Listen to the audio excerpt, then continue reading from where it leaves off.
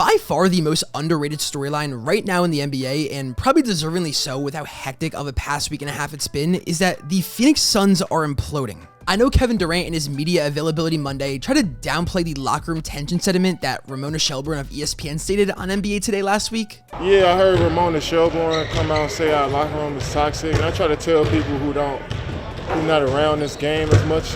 I think it's unfair and lazy to categorize our team as toxic when you come in there for 5 minutes throughout 4 months. That's the only time you've been in our locker room, then you can make a narrative. And while I do believe that the locker room per se isn't up in flames, I mean, they're making millions of dollars to do what they love, which is hoop, in that practice facility in Phoenix, mind you. I'm sure they're keeping things professional. There's no doubt that if you were to plug them up to a lie detector, that they would be more explicit and open about how, yeah man, in comparison to previous teams they've been on, this situation is pretty bad. I mean, I don't need to tell you guys that Shams is the most plugged-in NBA insider, and he's reported as much that KD was, quote, blindsided to hearing that the Suns were looking to trade him. Something that KD didn't dispute when directly asked about it. I didn't see it coming, but the organization got to do what they got to do for the betterment of their organization. You know, even if I'm blindsided or not, it doesn't matter. It's part of the business. The thing is, though, about this report is that Suns fans should be rejoicing, and I'm talking about specifically just the idea of trading KD, not some of the other things that tie into that we'll get into. And I've heard this from Suns fans. They know this team isn't championship caliber. Like, duh, doesn't take high-level analysis to figure that out. And like I highlighted in my video last month about Phoenix, their pursuit of Jimmy Butler and doubling down even more into the present was very alarming. So I think if you're a Suns fan, you should want them to trade KD and pivot to adding depth around Book.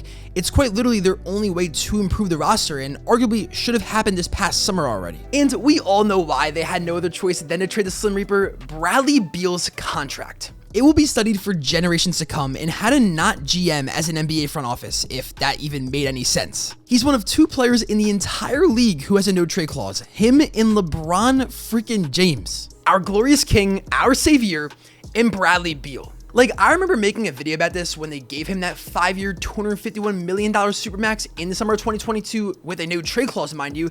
It made no sense even then. I mean, guys, they were coming off a 35-47 season in the nation's capital with no young blossoming assets, and they gave a 29-year-old Beal that deal? They had no playoff wins, let alone series wins, since what, 2017 when John Wall hit that insane game winner versus C's in the East semis? Which I remember watching live. I was in 8th grade though. In 2022, I was finishing my freshman year of college. And okay, they won 1 game in Game 4 versus Sixers in 2021, but they were down 3-0 already, and B didn't play. I literally don't care about that game, and that's more of a cheeky win than something they can legitimately be proud of. Then we could talk about how the Suns made the trade for him in 2023, a trade that I and many others questioned, although that doesn't even really matter. Like, I don't care to claim that I'm right about this. It's more about how you're right rather than like the actual outcome of it. I don't claim to be an analyst, and I don't even know why I felt the need to preference that I said that, but the title of my video from then was When You Build a Team Like It's NBA 2K. And the overall point that I want to get to is this Horde contract has left them with no other options to improve the roster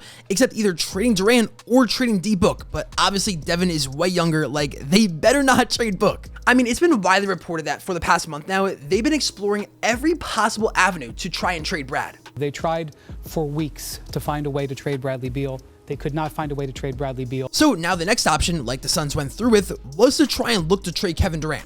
Here's where things probably get real interesting though. It wasn't just that they wanted to trade KD and maybe pivot to a rebuild, it was that they were trying to swap him for Jimmy Butler. According to Windy, there was a deal in place that would have sent KD to the Warriors, Jimmy Butler to Phoenix, and Andrew Wiggins to Miami, but Durant's desire to not reunite back in the Bay turned the Warriors off to the deal. Now, the Dubs obviously still could have gone through with it. KD didn't have a no trade clause, but they chose not to, not wanting a disgruntled Durant. But the fact that the Suns saw a 35-year-old Jimmy as a better alternative than a 36-year-old Durant can't make Kevin feel good. Like I just said, their ages are not far apart, and if you're Kevin, and rightfully so, you probably think you're way better than Jimmy Butler, so you have to be confused like, damn man. Kevin, a matter of fact, just eclipsed the 30,000 career point mark the other night, one of just 8 players in league history to do so. I mean, this is Kevin Durant we're talking about. I'm Kevin Durant.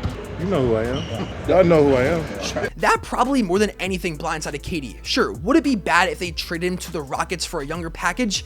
Yeah, probably. I'm sure he would be bummed out about it. But it would be kind of expected. Phoenix is treading towards missing not just the playoffs, but the play-in also. They're currently 11th in the West, under 500 at 26-28, and last year they had the injuries to their big three, if you can even call it a big three, to use as an excuse. This year though, even in the minutes where all three guys in the big three play, they only outscore teams by 0.3 points per 100 possessions. You might say, Ben, that's in the positive, that's still solid, but mind you, this is when they're all on the floor. These are the minutes that you should be punishing teams. I mean, these three guys make up like 90% of their salary cap. You can't only be outscoring teams by 0.3 points a game roughly, because 100 possessions is give or take how many are usually in a game. Usually it's a bit more, the average is 103. And then with just Kevin on the floor, it's even worse. They actually get outscored by 0.1, so nothing crazy, but yes, by 0.1 when KD's on the floor with any other lineup combination. So just him being on the floor in any scenario. So the writing is on the wall, and Katie can probably internally rationalize it as Brad's contract handicapped the front office to make no other choice but this. But for them to think Jimmy would be a better alternative than Durant has to be infuriating, because they are still much better with Durant out there versus not. They have a minus 4.5 net rating when he's not on the floor, so it actually does come out to have him make a positive difference of roughly 4 points per game